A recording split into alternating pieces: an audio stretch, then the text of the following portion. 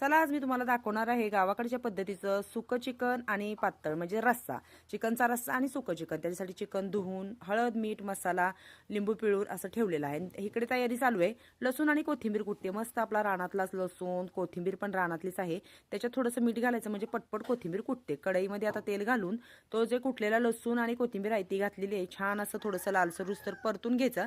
आणि त्याच्यात जे आपण मगाचं चिकन सगळं घालून ठेवलेलं आहे, लिंबू पिळून मीठ मसाला हळद घालून ठेवलेलं आहे ते ह्याच्यामध्ये घालून छान असं परतून घ्यायचं, खालीवर करायचं। म्हणजे काय होतं, जे लसूण आणि कोथिंबीर आहे ती सगळीकडे छान मिक्स होती। हे बघा, हळद भरपूर सगळं मी आधी भरपूर घालून ठेवलेलं होतं। ताट झाकून ठेवल्यानंतर एक 10-15 मिनिटांनी मी ताट उघडलं तर एवढं छान त्याला आतमध्ये पाणी सुटलेलं होतं। एक 10-15 मिनिटात हे चिकन शिजलं पण जातं। आणि जर तुम्हाला जास्त त्याचं सूप हे करायचं असेल, काढायचं असेल तर वरती ताटात पाणी गरम करायला ठेवा, म्हणजे ते पाणी त्याच्यामध्ये घालता येते। आता मी काय जास्त वरती पाणी ठेवलं नाही, त्याचंच हे पाणी आहे। तर हे बघा शिजत आलेलेच आहे आपलं आता चिकन। आता आपण सुक्याची तयारी करून घेऊ। कांदा चिरून घेतलेला होता, तो कांदा लालसर छान असा परतून घेतला।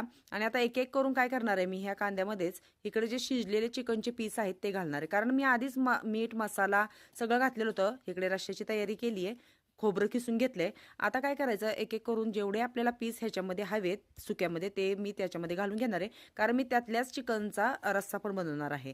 तर ह्याच्यात नंतर काय घालायचं आपल्याला, सगळे पीस घालून झाले की एसूर घालायचा आहे। तर एसूर म्हणजे काय, काळा मसाला जे तुम्ही म्हणता ते। मी ह्याच्यात बाकी कोणतेही मसाले घालत नाही, फक्त चिकन मसाला तेवढा मी ह्याच्यात घालणार आहे आणि नंतर ताट झाकून ठेवायचे। तर मला या एसराची पण रेसिपी विचारली, ती मी तुम्हाला नक्की त्याचा व्हिडिओ चॅनलवर अपलोड करेन। आता मी काय करते, ताट झाकून ठेवते। तर एक 10 मिनिटं ताट झाकून ठेवलं तर हे बघा सुक्कं चिकन आपलं तयार झाले। फक्त ह्याच्यावरती कोथिंबीर चिरून घालायची आहे, ती काय आमच्या गणेशला काय आवडत नाही, त्याच्यामुळे मी काय घालणार नाही।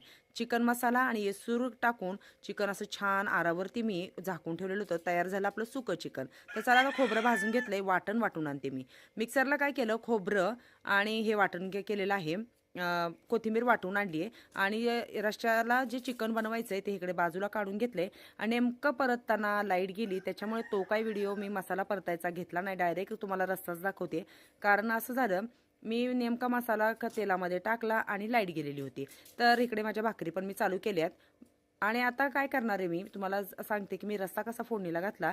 जास्त काही नाही, मी हे केलेलं होतं, ह्याच्यात आज मी वाटणात कांदा पण नाही घातलेला। जर तुम्हाला आवडत असेल तर त्या वाटणामध्ये जे मगाशी मी कोथिंबीर आणि खोबरं वाटून आणलं होतं त्याच्यात तुम्ही कांदा भाजून टॅमॅटो पण घालू शकता। तर माझ्याकडे टॅमॅटो पण नाही आहे, त्याच्यामुळे मी टॅमॅटोही घातलेला नाही आहे, फक्त खोबरं आणि कोथिंबीर वाटून आणली आहे। कढईमध्ये तेल घातलं, छान तो जो खोबरा आणि कोथिंबीर होती छान परतून घेतली। आणि त्याच्यात जे आपलं शिजवलेलं चिकन होतं ते घातलं, आणि जेवढं पाणी आपल्याला हवं तेवढं गरम करायला वरती ठेवलं ते त्याच्यात घातलं।